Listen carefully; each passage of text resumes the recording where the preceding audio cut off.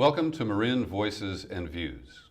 With Lawrence A. Strick, I'm Peter B. Collins. Welcome. Later in the program, Larry will be talking with two candidates for Marin County Supervisor in District 1, the incumbent, Susan Adams, and her challenger, Kerry Mazzoni. I won't be participating because I'm working with one of the candidates. Larry? Peter, I'm excited to introduce our guest tonight, Chris Kelly.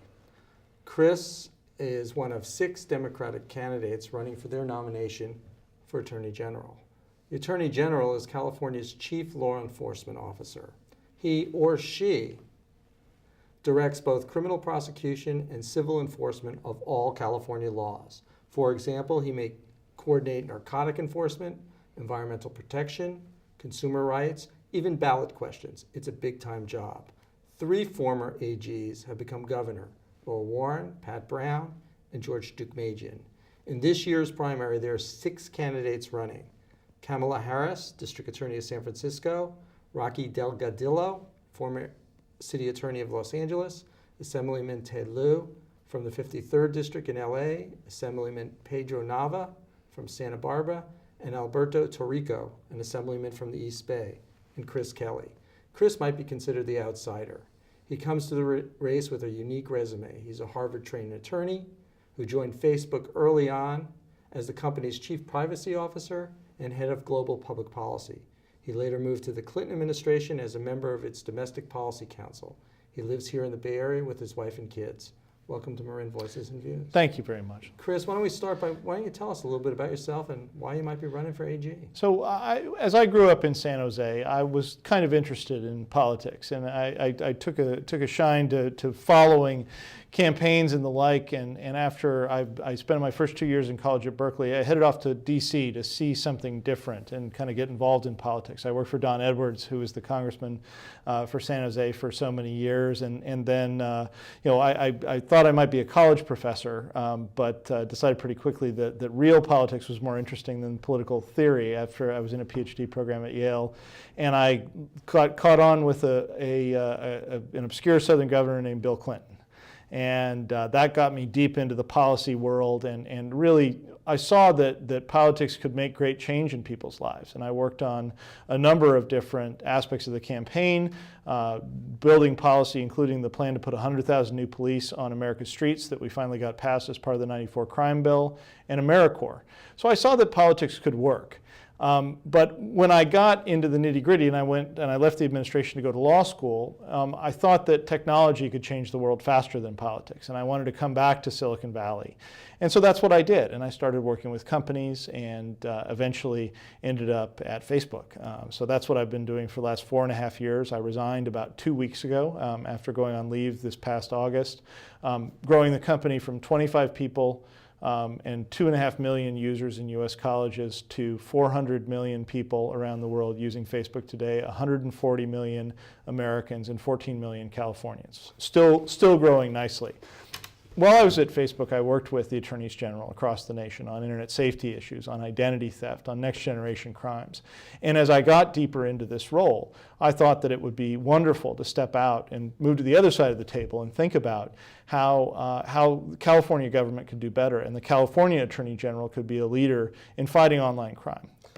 But I think that technology can fight offline crime as well, and so I want to deploy that well. Well, I noticed that in the last couple of days or weeks, actually, you've been critical of the crime lab situation here in San Francisco. And I would imagine that, well, some of your critique has been of the district attorney in San Francisco. And I would imagine that she might say to me, if I was here talking to her, what's he yakking about? The guy's never tried a case in his life. So I spent a year working with a federal judge, sitting in a courtroom, and probably on raw courtroom time, I probably spent more time in a courtroom than any of my opponents. But that being said, I think that, obviously I took my career in a different direction. The Attorney General doesn't try many cases. The Attorney General is a leadership role, and it's about making systems work. And unfortunately, the next Attorney General is going to have to spend a lot of time cleaning up the mess in San Francisco. I have no idea why the voters of California would hire the chief law enforcement officer of San Francisco, who's been presiding over that, to try to fix the problem. Now, Chris, this Facebook thing is fascinating, and I didn't know I had so many friends. But I wanted to ask you a little bit about the privacy policy and the level with which Facebook cooperates with, you mentioned, attorneys general. Do you think the average user knows that if a law enforcement agency contacts Facebook, that you're going to give them virtually everything, including a trail of who they communicated with, who their friends are, and where they've been, what they've posted? So we've actually made it crystal clear in our privacy policy from the beginning. Writing that privacy policy back in 2005 and 2006, wanted to make it crystal clear to users, and we did. What we did was we set up a system which is fully compliant with the Federal Electronic Communications Privacy Act and requires law enforcement and private litigants to follow proper legal process whenever they request information from Facebook. There are other private companies that will give information over without a warrant. They will not require proper legal process, and they try to get around that by saying, well, we put it in our policy to say that we're just going to turn it over. We took a different tack, and we think it's a responsible and meaningful one. We wanted to be very, very transparent with our users, and I think that that's a great way to run a site and a great way to run a government. Now, shifting to another important topic, where do you stand on the death penalty? And if you become Attorney General, will you work to lift the moratorium that the federal judge has imposed? I support the death penalty, and I came to this opinion after sort of wondering about whether or not it was proper, whether or not someone was so irredeemable that they should be put to death in a proper, constrained criminal process. And ultimately, it was the Polly Klaas, Richard Allen Davis case that moved me in the other direction when I was young. And I saw both the case itself develop and the horrific crime that he committed, and also his conduct after the case and during the trial. And I decided that there are people who are so irredeemable that it's not just appropriate, but almost critical for the state to have the ability to put them to death. I don't think it should be applied willy-nilly. I don't think I think California has always gotten it right, unlike most other states where there's been confusion and bias and all sorts of terrible problems have crept into the process. California has had a special circumstances requirement all along. There have been 3 full reviews of death row cases in California, the last one going into every file. There's no credible claims of innocence sitting on California death row. So I don't think that there's not a formal moratorium right now, and I don't think that there should be one. Chris, a lot of people might take a look at you and say, look, this guy's got a great job, lives in a great area, he's a really smart guy. Why is he spending $2 or $3 or $4 million bucks of his own money to get to be Attorney General of the state of California and take the abuse and the rigors of the campaign? You got to work in Sacramento. You got to go to Sacramento. I mean, I've spent a bunch of time there. It's not that bad. Isn't this just another politician, a vanity guy who's buying himself a job? What do you say to those folks? Boy, if I were looking for something easy to do, this would not be it. And I certainly wouldn't spend a bunch of my own money on it if I didn't think it was really important. I see this as an investment in the future of the state of California. I think it's very important that we keep this office in Democratic hands, particularly given that we run a risk of another Republican governor. And I think that it's important to have someone who can represent good democratic values and also stand up to a governor. I hope that we're going to have a Democratic governor. I'm supporting Jerry Brown. I'm going to do whatever I can to get him elected. But in case we don't, and we're seeing already what we might have to fight, that Meg Whitman has insisted that she says she's going to tell her attorney general, which she doesn't have an attorney general, it's an independently elected position, to join these ridiculous, frivolous lawsuits that have been filed by Republican AGs in other states to block the health care plan. I've got an online petition that more than 8,000 people have signed already that we're going to deliver to Meg Whitman later on this week, saying that she should withdraw her request and that I would never follow it, of course, if she made it, because I think that working families in California should have health care. I'm ready to stand up and fight for the working families of California, and I'm ready to invest some of my own money to make sure that people know that there's a candidate who's ready to do that for them. I don't think there's anything wrong with that, and from the voters that we talk to, they don't think so either. Chris, the cost of prisons in California is a huge problem. And there have been efforts now to reduce that population, but I think they're releasing the wrong people. Here at San Quentin, we have hundreds, and statewide there are thousands of men over the age of 70 who were sentenced originally under an old law, what's called a life top. And these lifers are trapped because the parole board and the governor keep coming up with excuses to keep them in. They have the lowest repeat offense rate of any group of prisoners.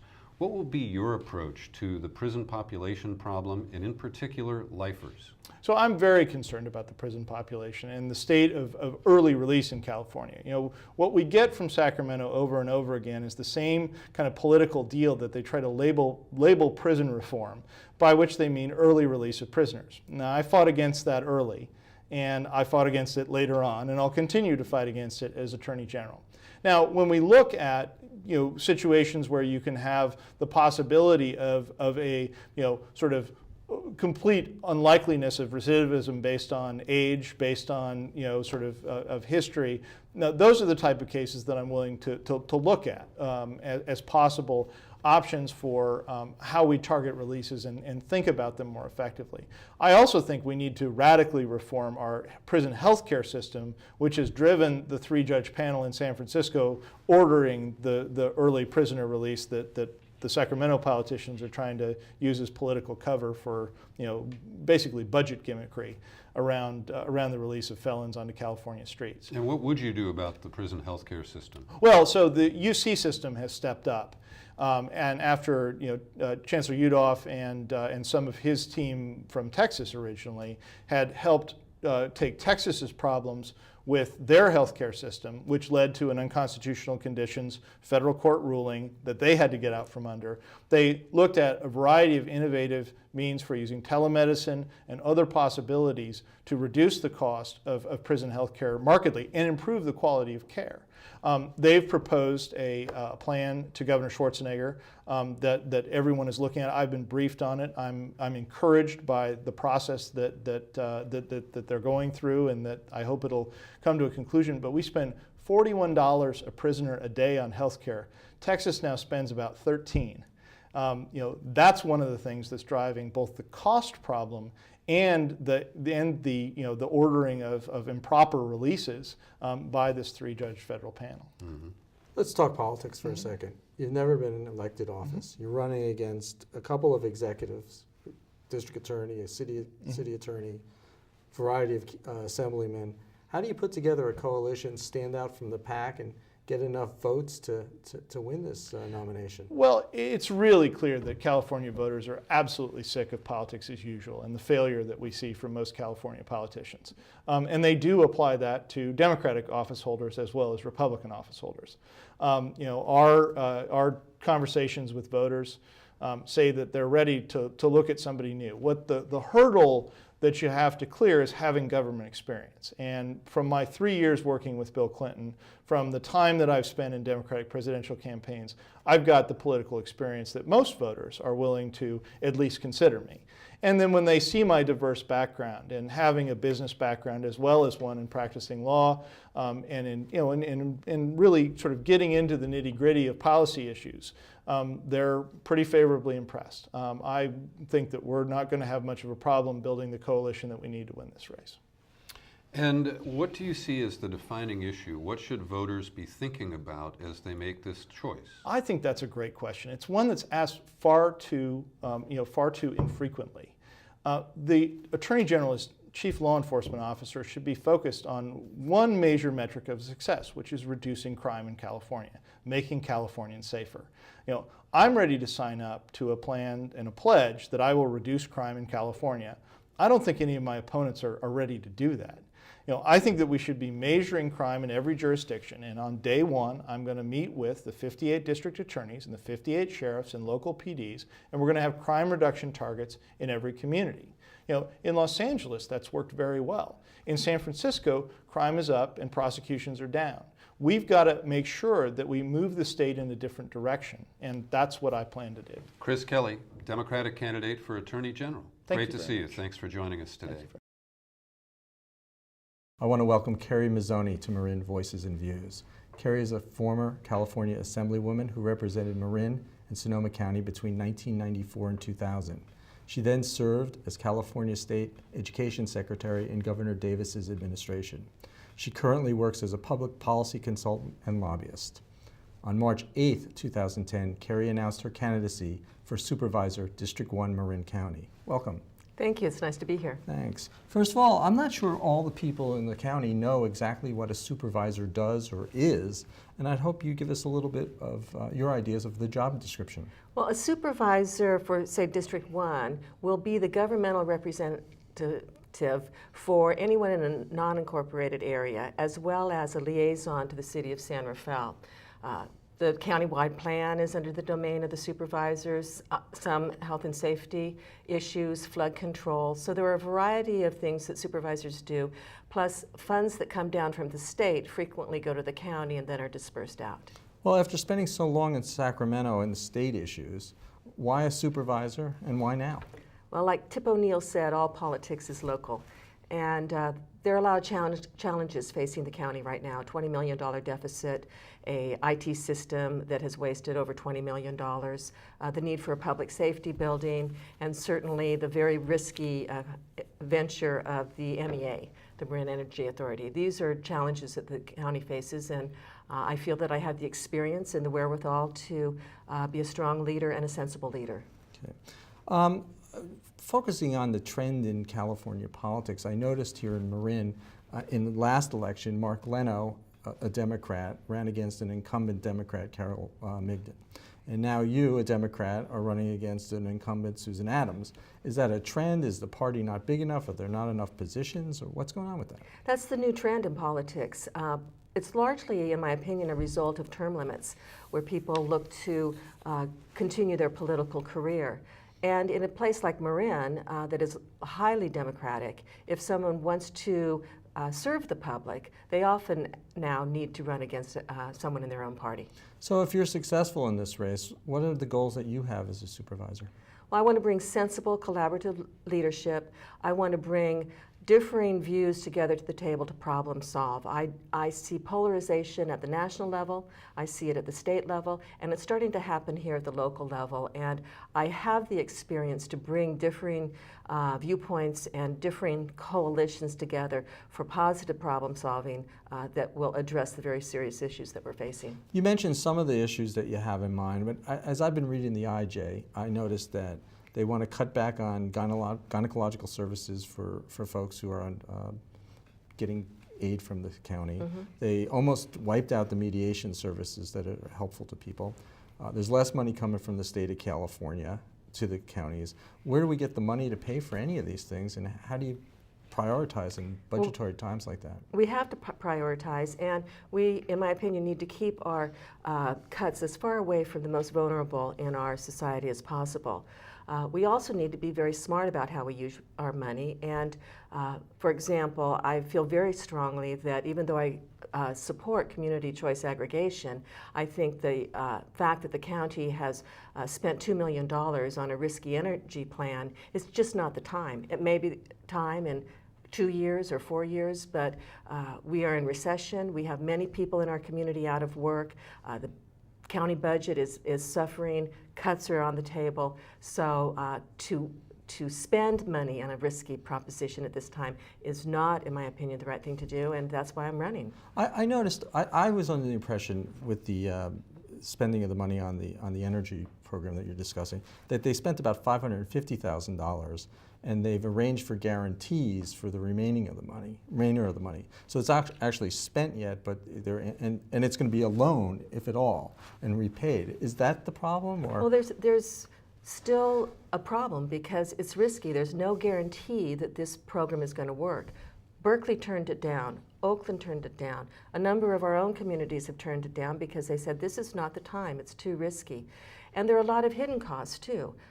There are county staff that are working on this that are not included in these numbers. So the numbers are not quite clear, but the county has decided to spend money in that area and then turn around and maybe cut mediation services, cut gynecological services, cut services to our most vulnerable citizens. And I say now is not the time. But isn't it going to happen anyway, and it's being set up for failure with all the attacks against it? Well, there is a 5-year contract, and yes, it is moving forward, but it still is very risky. If Proposition 16 passes in June, which I oppose Proposition 16, that will throw a huge monkey wrench into the MEA and make it very difficult to succeed. And you're against 16 because of the 2/3 majority? Yes, and I think that people do have a right to take a majority vote and vote on something. That's something that I wish the current Board of Supervisors had offered to the public, an advisory board vote on whether or not to move into this venture. So how do you distinguish yourself from your opponent, Susan Adams? I think I have a different leadership style. I bring people together. At my kickoff, people were saying, I've never been in the same room with such a broad-based group of people that are supporting a candidate. So I have environmental support, I have business support, I have labor support, and that's what we need. We need people to come together to solve problems, not become polarized. You just mentioned a coalition of people. Is that the coalition that's supporting you as you go forward? Yes, it's very broad-based. Many people are aware and know the work that I provided to them when I was in the Assembly and as Secretary. The median barrier on Highway 37 was one of the first things that I accomplished when I was in the Assembly.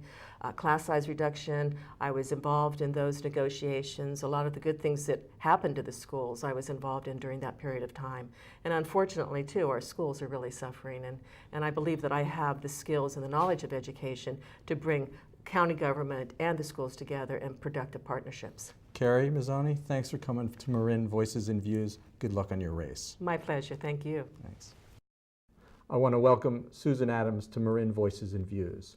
Susan is a former nurse who went on to be a professor of nursing at University of San Francisco and at Dominican College. In 2002, she was elected to the Marin Board of Supervisors, where she represents the 1st District. Welcome. Thank you. It's great being here. First of all, Susan, I want to start by asking you to describe the job of supervisor. I think everyone's affected by it here in Marin, and a lot of people just really don't understand what you all do. Well, we're a body of 5 people elected by our districts. I represent the San Rafael district, and we focus on keeping our budget in alignment, on health and human services for the whole county, including the 11 cities and towns, and land use issues and legislative issues for the residents of the unincorporated Marin.